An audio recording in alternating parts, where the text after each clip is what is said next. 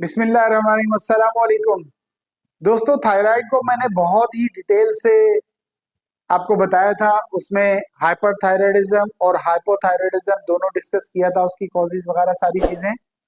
लेकिन जल्दी जल्दी से मैं रिव्यू कर देता हूँ। एक चीज़ मैं डिस्कस करना चाहता हूँ, वो है हाइपोथायराइडिज्म। यानी कि अगर थायराइड का जो फंक्शन है वो कम हो जाएगा तो क्या क्या अलामत आएंगी। तीन चीज़ें, चार चार पांच चीज़ें हम डिस्कस कर लेते हैं। उसकी वजूहत क्या है, उसके फंक्शन क्या है, और अगर थायराइड हार्मोन आपका कम हो जाता है तो उसकी अलामत क्या हैं, जिसको साइन एंड सिम्टम्स बोलते हैं मेडिकली, वो अलामत क्या हैं। और उसके बाद तशखीस करने का कौन सा टेस्ट है, और आखिर में ट्रीटमेंट। और डाइट में अगली वीडियो में बताऊंगा आपको कि हाइपोथायराइडिज्म और हाइपरथायराइडिज्म में आपने कौन सी डाइट लेनी है। तो चलिए सबसे पहले हम चलते हैं थायराइड के फंक्शन पर।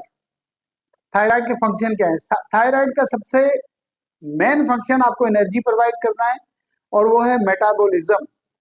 जो हम खाना खाते हैं उसका वो तोड़ फोड़ के एनर्जी जो बनाता है, इसको मेटाबॉलिज्म कहते हैं। नंबर टू है कार्डियोवैस्कुलर सिस्टम। हमारे दिल की जो मामलात हैं, इसको जो रेगुलेट करता है वो थायराइड हार्मोन करता है। और नंबर थर्ड पे आता है रिप्रोडक्टिव सिस्टम। जो बच्चे पैदा करने की और नस्ल बढ़ाने की जो मामलात हैं मर्द और औरत के, इसको रिप्रोडक्टिव सिस्टम कहते हैं। नंबर फोर्थ पे आता है टेम्परेचर। तो टेम्परेचर को भी ये कंट्रोल करता है। और नंबर फाइव ये है डाइजेस्टिव सिस्टम, निज़ाम इन हजाम। जो हम खाना खाते हैं, हजम इसको बोलते हैं। ये इसके मेन पांच फंक्शन है। अच्छा, इसकी वजह क्या है, इस बीमारी होने की वजह क्या है? वजह की सबसे बड़ी वजह जो बनती है वो है हमारे खाने, फास्ट फूड। जो हमने अपना लाइफ स्टाइल चेंज कर लिया है, जो हम मेडिसिन खाते हैं, बेतहाशा मेडिसिन खाते हैं, एंटीबायोटिक और एनाल्जेसिक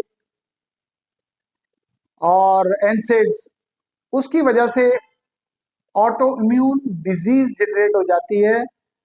यानी कि हमारे जो सेल्स होते हैं उसके खिलाफ ही हमारी बॉडी काम करने लग जाती है। ऑटो इम्यून डिजीज कहलाती है सबसे नंबर वन।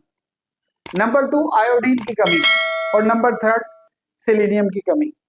इसकी अगर डिटेल आपको चाहिए और आप चाहते हैं कि इसकी डिटेल मिल जाए, तो आप मेरी पहली वीडियो देख लें, जिसमें मैंने बहुत ही डिटेल से थायराइड को डिस्कस किया है। आज हम सिर्फ डिस्कस कर रहे हैं हाइपोथायराइडिज्म।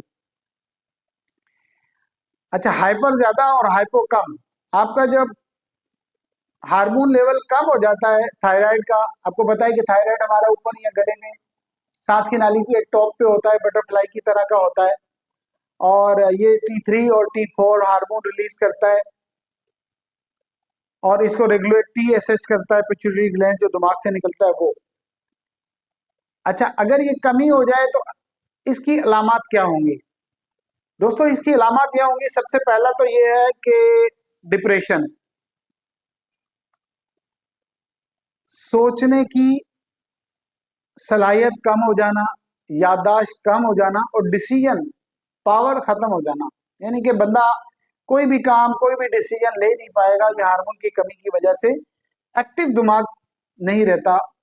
तो नंबर वन, वो डिप्रेशन में चला जाता है, नंबर वन। नंबर टू, उसका डाइजेस्टिव सिस्टम स्लो हो जाता है, जिसकी वजह से क्या होगा, थकावट रहेगी, सुस्ती रहेगी, खाने को दिल नहीं चाहेगा, और उसको कब्ज रहेगी, constipation. Number third, reproductive system उसका सारा डिसबैलेंस हो जाएगा। तो ये बच्चा पैदा करने की जो सलाहियत है, खासकर खवातीन में, ये बहुत ज़्यादा कम हो जाती है थायराइड की वजह से। तो उनके अंदर मेंसेस साइकिल जो होता है, मंथली जो फीमेल्स का साइकिल होता है, या तो बहुत ज़्यादा हैवी ब्लीडिंग हो जाएगी, या इरेगुलर साइकिल हो जाएगा।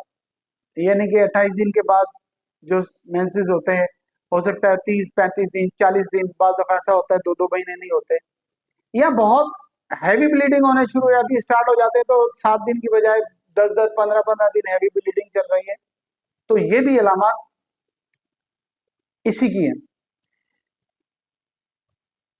दिल की धड़कन कम हो जाएगी, इसको ब्रेडिकार्डिया बोलते हैं, यानी कि दिल की धड़कन जो नॉर्मली 70-80 होती है वो कम हो जाती है, 60 से भी बिलो चली जाती है, कम हो जाती है, तो उसकी वजह से क्या होगा, दिल के पट्टे कमजोर हो जाएंगे और दिल की धड़कन कम हो जाएगी।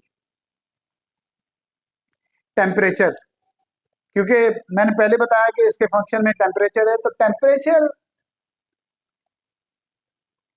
उस पेशेंट को बहुत ज्यादा सर्दी लगेगी, नॉर्मल लोगों से ज्यादा, हर वक्त मोजे पहन कर रखेगा, दस्ताने पहन के रखेगा, तो उसको बहुत ज्यादा सर्दी फील होगी। मोटापा, वजन का बढ़ जाना, बहुत ज्यादा वजन बढ़ जाता है क्योंकि उसका सिस्टम सही काम नहीं कर रहा। ड्राई स्किन हो जाना, स्किन आपकी ड्राई हो जाएगी और आपके बाल वो भी ड्राई हो जाएंगे, और फीमेल्स में तो गुच्छों के गुच्छे बाल उतरना शुरू हो जाते हैं। ये आठ ये आठ मैंने आपको अलामात बताई, ये मेजर इसके साइन और सिम्टम्स हैं।